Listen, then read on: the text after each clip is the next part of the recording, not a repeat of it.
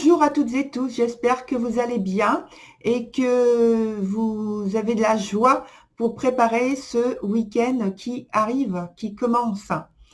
Alors, sans perdre de temps, puisque c'est un article qui est un peu long, je vais commencer immédiatement. Donc, pour cette pleine lune du 1er octobre 2020 que nous apprêtons à vivre. Alors, cet article, il s'appelle « Un flux régénérant ». Il se passe quelque chose d'important dans la maison 11 du zodiaque. 4 éléments s'y rencontrent en bélier avec la conjonction de la lune noire apogée à Mars rétrograde, puis un petit peu plus loin, de Uranus rétrograde en taureau. Également, la maison 8 de ce zodiaque avec les 3 planètes lentes que vous connaissez très bien maintenant, donc Jupiter, Saturne et Pluton rétrograde, qui est donc toujours rétrograde. Nous l'avons vu déjà au démarrage du processus avec la nouvelle lune.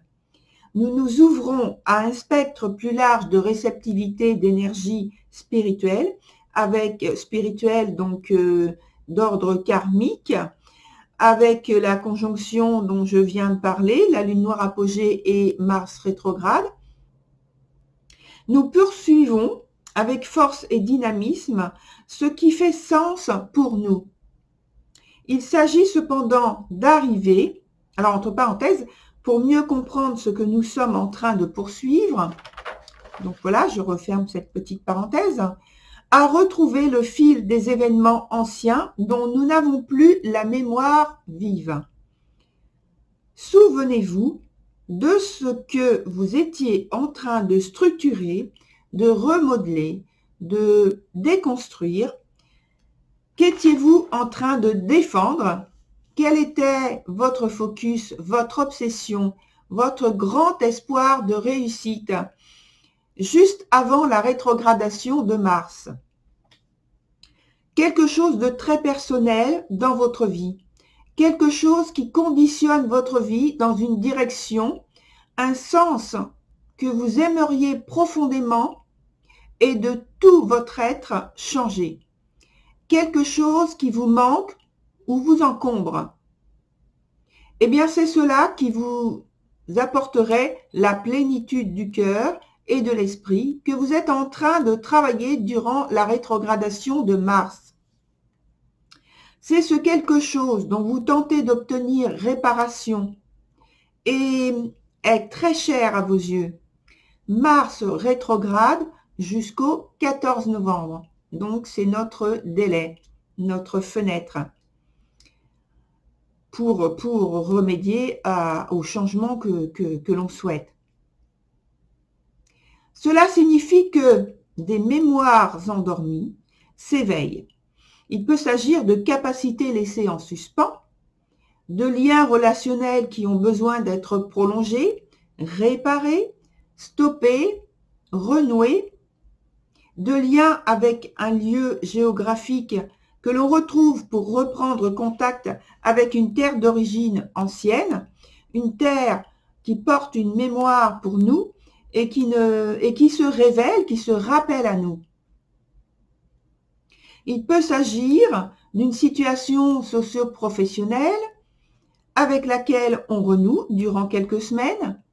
Enfin, toute situation étrange ou inhabituelle, qu'elle soit agréable ou pas, durant cette période.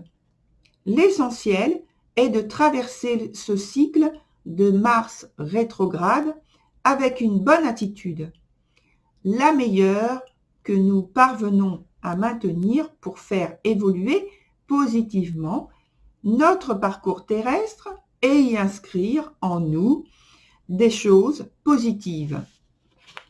Alors, je vous montre où se trouve sur cette carte, nouvelle carte universelle, la conjonction de Mars. La voici. Juste là. et je vais vous parler des autres points que j'ai entourés à la suite. Donc, nous avons Mars carré à Pluton. Donc, Mars carré à Pluton, c'est donc le lieu avec toutes les planètes. Alors, attendez que je me retrouve ici. Voilà. C'est ici, donc Pluton est ici. Hein. Donc, le carré, c'est la partie rouge, que je me repère ici, la partie rouge. J'arrive pas à retrouver mon carré. Il est là. Ici, voilà. Comme c'est inversé, c'est un petit peu compliqué des fois. Donc, Mars carré à Mars rétrograde, hein, carré à Pluton rétrograde, donc jusqu'au 10 novembre. Mars et Pluton nous forcent à prendre une nouvelle direction en nous confrontant à nos peurs. Concrètement, nous nous retrouvons exactement dans les circonstances que nous cherchons à éviter le plus afin que nous prenions une décision évolutive accompagnée de l'action qui convient, bien sûr. Généralement, il s'agit de cesser un comportement mental ou physique qui obstrue notre chemin de vie. Mais nous ne voyons pas, bien souvent, ce que c'est et surtout, nous n'avons pas ce que pourra être. Nous ne voyons pas, pardon, excusez-moi, nous ne voyons pas ce que pourra être la vie après, avec certitude. Il faut se faire confiance et avoir confiance en la vie qui nous pousse, et c'est pas toujours facile comme exercice, bien entendu. Mais Pluton ne laisse pas de choix. C'est obligatoire, avec ou sans contestation, avec ou sans résistance. Et d'ailleurs, ce sera en notre défaveur en général. De toute façon, cela aura lieu. Et plus subtil encore pour certains d'entre nous, dont la leçon karmique est d'apprendre à s'affirmer, eh bien, il faut qu'il y ait résistance dans la situation donnée, mais en restant intègre et loyal. Pour nous aider, nous avons Mars, toujours lui, sextile au milieu du ciel. Alors, Mars, sextile au milieu du ciel, qui se trouve ici, le milieu du ciel, et Mars ici. Alors, que j'arrive, voilà. Mars à côté de la lune noire, et le milieu du ciel ici.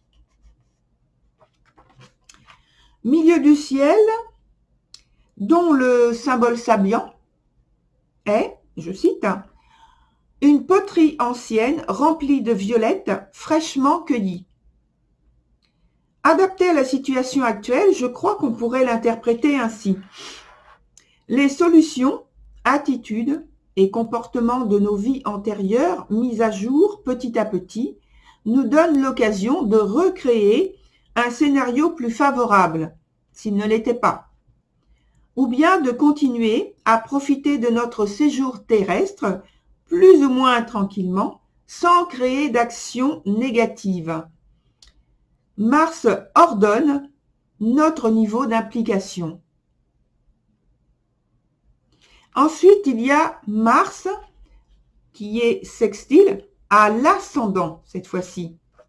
Alors, Mars est toujours sur la carte au même endroit et l'ascendant est ici, à côté de la queue du dragon. Et en fait, c'est plutôt sextile à la queue du dragon plutôt que l'ascendant.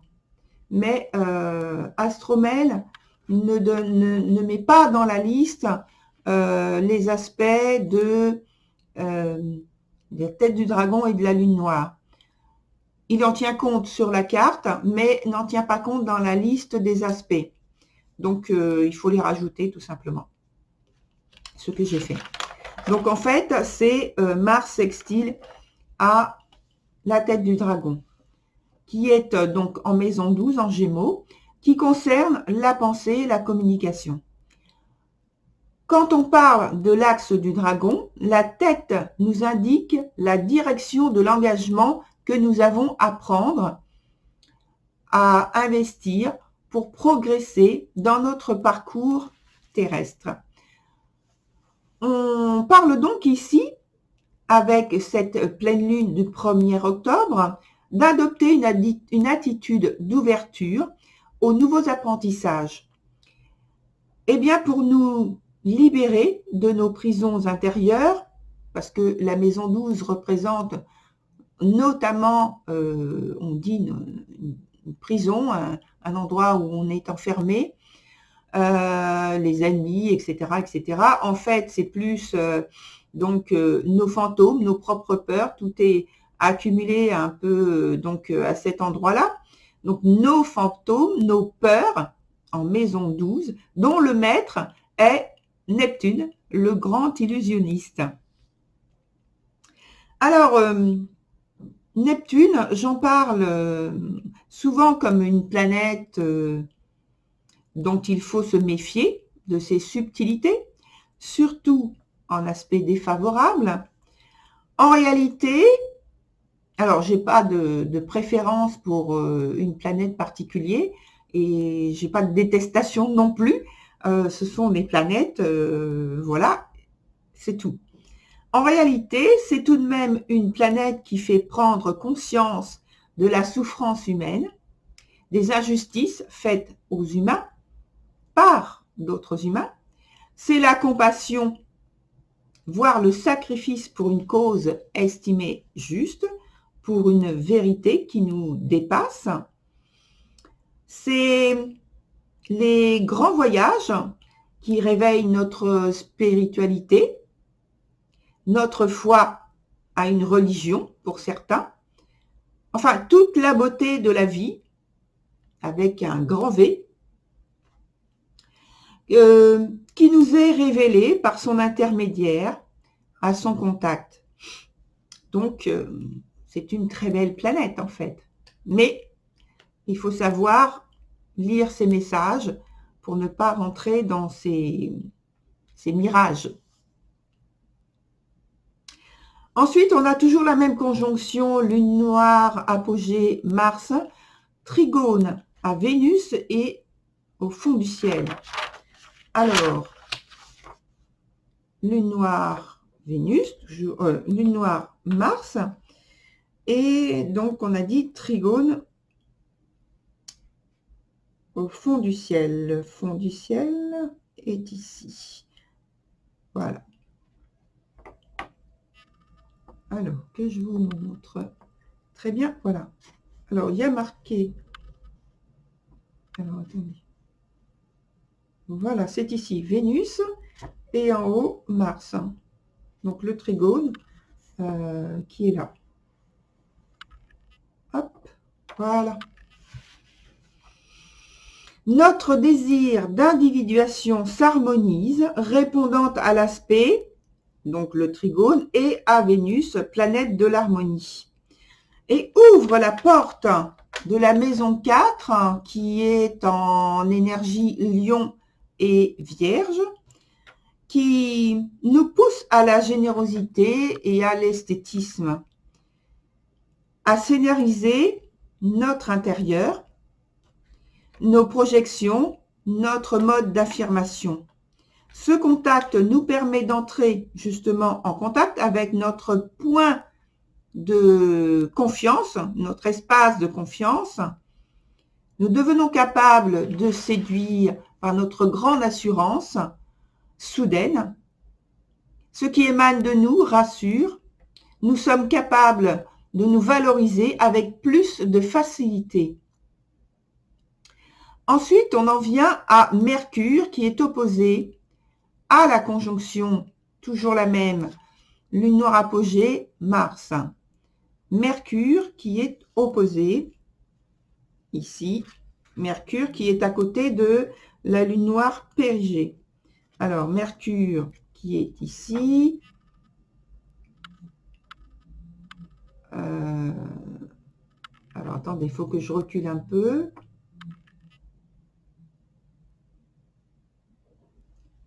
Je n'arrive plus avec ma caméra, là. Je m'en sors pas. Voilà. Donc, Mercure qui est sous mon doigt, ici, et toujours Mars avec la conjonction ici. Voilà. Nous sommes confrontés à nos propres intuitions, donc signe individuel du Bélier et Mercure opposé à la Lune noire. Celles-ci sont porteuses de nouveautés et d'initiatives souvent inédites pour nous. C'est pourquoi elles peuvent représenter un défi, une sortie de notre confort intellectuel et psychologique habituel et, dans un même mouvement, ils représentent la mise à mort d'idées chaotiques, désordonnées, dont il faut se méfier, et pour nous, premièrement, et pour notre propre sécurité intérieure. Ensuite, il y a l'opposition à Uranus. Alors, l'opposition à Uranus, toujours avec Mercure,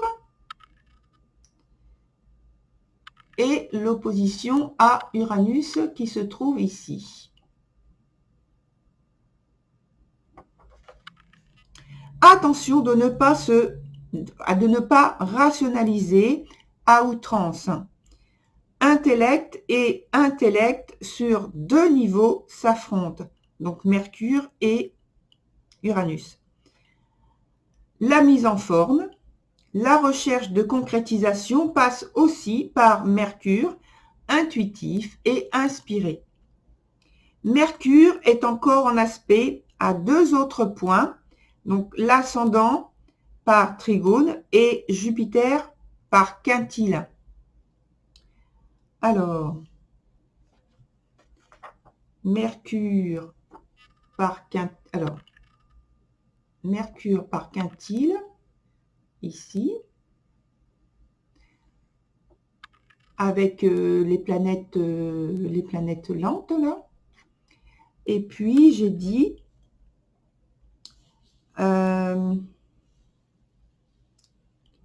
l'ascendant. Donc, l'ascendant qui se trouve ici, Trigone. Voilà, le Trigone est ici, là, jusqu'à l'ascendant.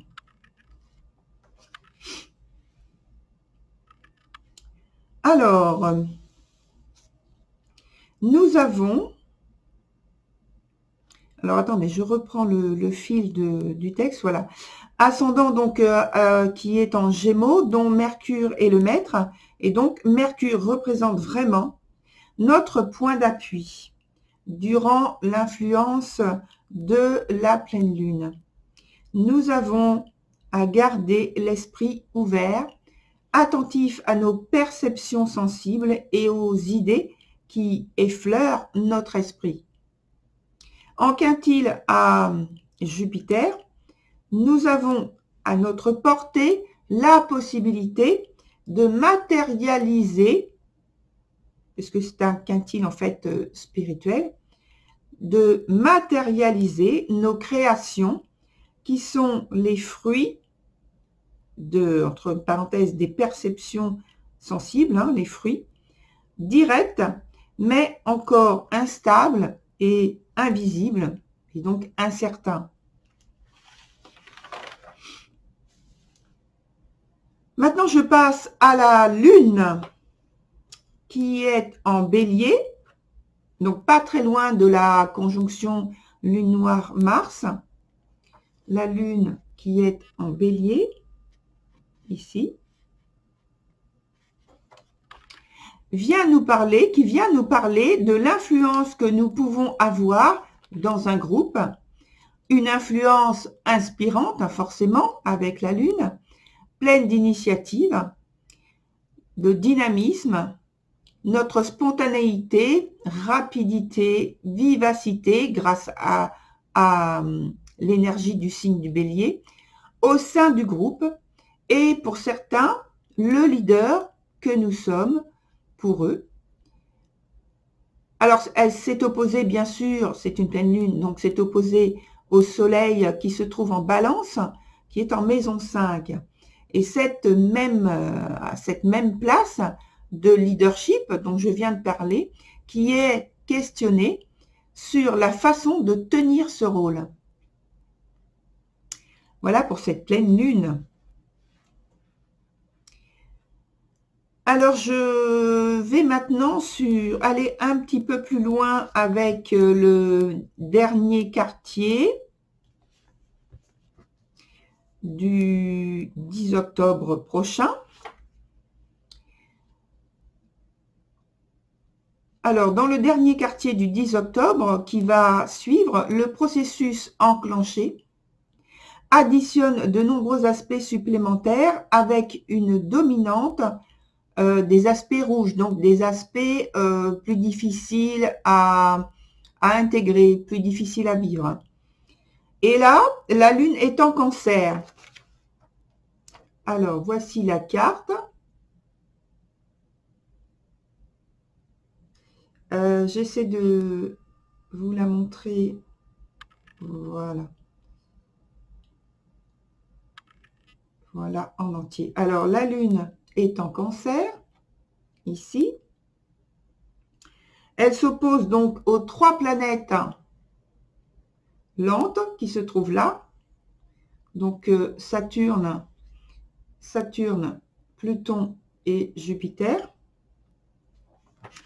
En marche directe maintenant, puisque Saturne, c'est depuis le 30 septembre. Jupiter, c'est depuis le 4. Oui. Et Pluton, c'est le 5 octobre. Cette opposition lance un challenge de quelques jours jusqu'à la nouvelle lune prochaine. Faire un bilan de notre accomplissement commencé il y a environ 6 mois, au début des rétrogradations, lorsque nous étions en confinement. Enfin, c'était la fin du confinement. Enfin, on était presque à la fin du confinement. Nous avions à réfléchir sur nos réels besoins en lien avec notre confort de vie, les changements que nous étions prêts à faire, les sacrifices aussi, la discipline que nous étions prêts à adopter pour maintenir un niveau de vie qui nous soit le plus aisé possible. Eh bien, c'est tout cela que nous avons dû changer aujourd'hui ou que nous sommes en cours de mise en application. Nous sommes face à la réalité de fonctionnement et mécanismes de mise en place et c'est en lien également sous la forme d'un tout petit cycle à l'intérieur du très grand cycle que nous avons commencé cette année lors de la conjonction avec Jupiter et Jupiter et Jupiter et Pluton. Alors, donc universel, donc qui marque donc oui le très grand cycle universel que marquent les 3 planètes lentes, Jupiter, Pluton et Saturne. Ensuite, nous avons le carré entre la Lune et la conjonction Lune noire, toujours la même, Lune noire et Mars. Sous un autre aspect, c'est le même domaine karmique qui est travaillé sous forme d'émergence de l'énergie, alors concernant l'échéance vie antérieure, puis de renaissance avec l'énergie du Cancer, là où émerge l'âme. Et donc, la Lune est chez elle en Cancer. Hein. Donc, ensuite, la Lune est trigone à Neptune et trigone à Mercure. Alors, la Lune est trigone à Neptune.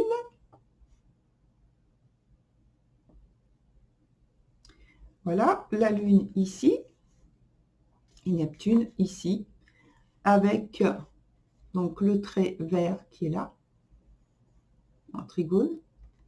Et puis j'ai dit à Mercure. Mercure, je regarde dans ce sens-là pour ne pas me tromper.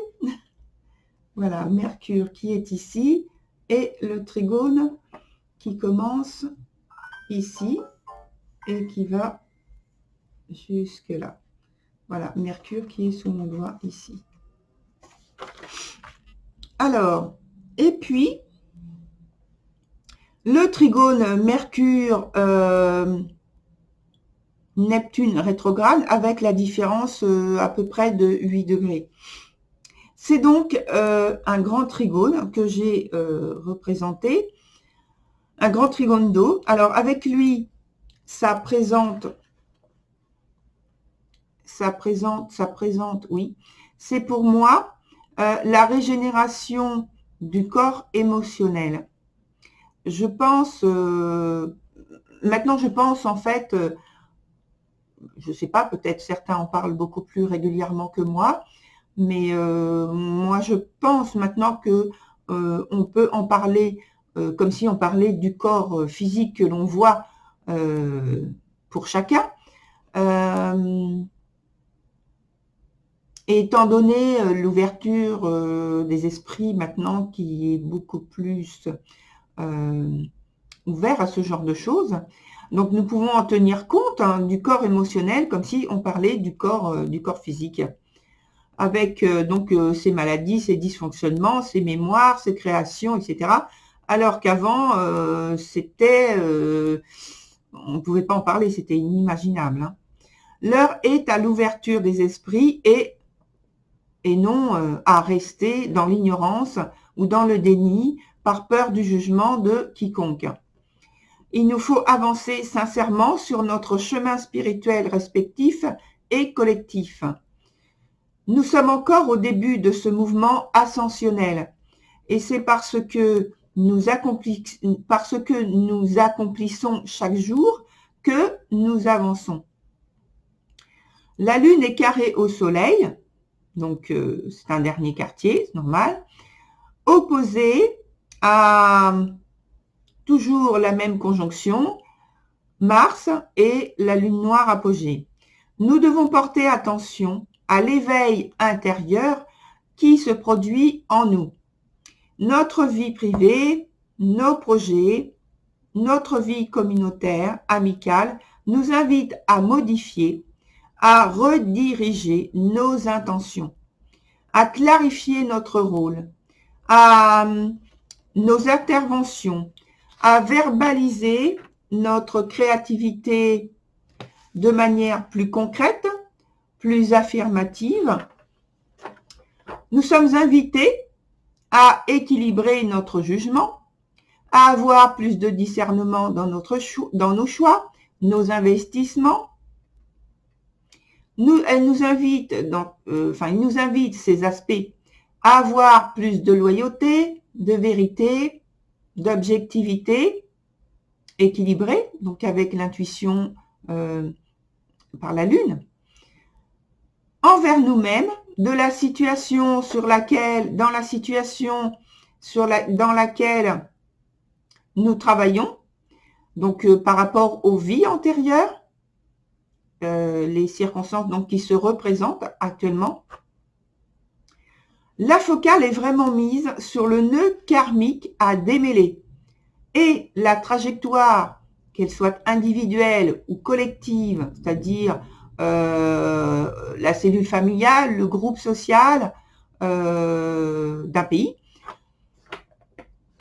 Donc, la trajectoire, qu'elle soit individuelle ou collective, nous a déjà été donnée et s'ouvre en plus lors de ce cycle, donc du dernier quartier du 10 octobre.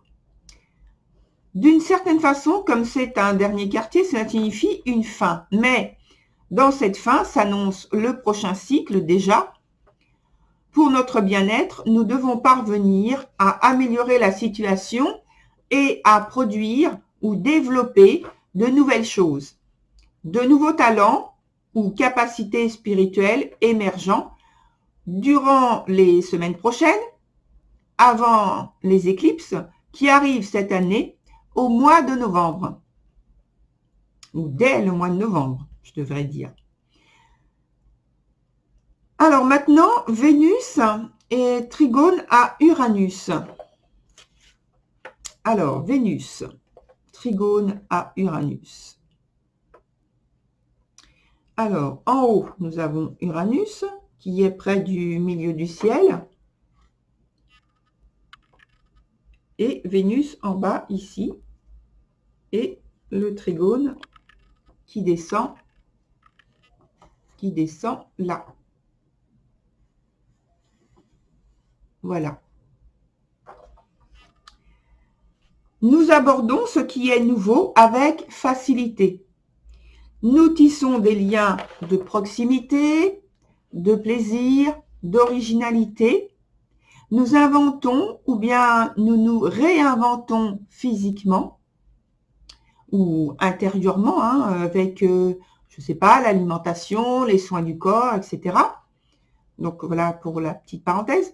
Nous réapprenons à utiliser notre héritage génétique. Nous découvrons de nouvelles disciplines qui sont de nouveaux gains biologiques qui nous apportent le meilleur pour chacun d'entre nous. Ensuite, nous avons Vénus sextile à Mercure. Alors, Mercure qui se trouve là et Vénus ici. Voilà, et puis le sextile qui est ici. C'est la même idée bourgeonnante appliquée cette fois à notre manière de communiquer qui doit s'adapter. Nous devons nous mesurer par test avec cette nouvelle façon de faire, voir son efficience et sa portée. Et le quintile spirituel de Vénus et Jupiter est toujours présent lors de ce 10 octobre prochain. Nous pouvons encore profiter de nos perceptions extrêmement sensibles pour projeter, de les matérialiser par des actes concrets. Régénérer ce qui doit l'être, changer notre vision ou philosophie de vie avec plus de facilité et de sérénité interne. Établir le fameux équilibre avec le recul entre donc Vénus sextile à Mars. Mercure opposé à Uranus. Donc Mercure qui est tout en bas. Alors je recule, voilà. Mercure qui est tout en bas et qui est opposé là, ici, à Uranus. L'opposition est là, voilà. Alors, il s'agit de rendre possible tout ce qui est rationalisé pour ne pas rester dans l'esprit et tout laisser s'évaporer. Déjà présent, c'était déjà présent lors de la pleine lune du 1er octobre 2020. Oui, c'est ça. Je vérifiais que, parce que entre les dates, nouvelle lune, pleine lune, des fois, je mélange un petit peu. Voilà, c'est terminé pour cet article. Je vous remercie pour votre écoute. Pardon pour les petits accros que j'ai faits pendant donc la lecture. Et puis, j'ai envie de vous dire, un peu comme d'habitude d'ailleurs, prenez soin de vous, corps et esprit. Que la lumière qui anime vos âmes soit toujours votre guide et votre soutien. Je vous retrouve pour un autre rendez-vous que je mettrai, alors peut-être que je ferai en direct, je ne sais pas encore. Donc pour la suite, ce sera la nouvelle lune qui se trouvera, je pense, 10 octobre, dernier quartier, dans la troisième partie donc du mois d'octobre. Voilà, j'ai plus la date exactement là à l'instant. Voilà, je vous remercie pour votre écoute une nouvelle fois et puis je vous souhaite bon courage et bonne continuation. Au revoir.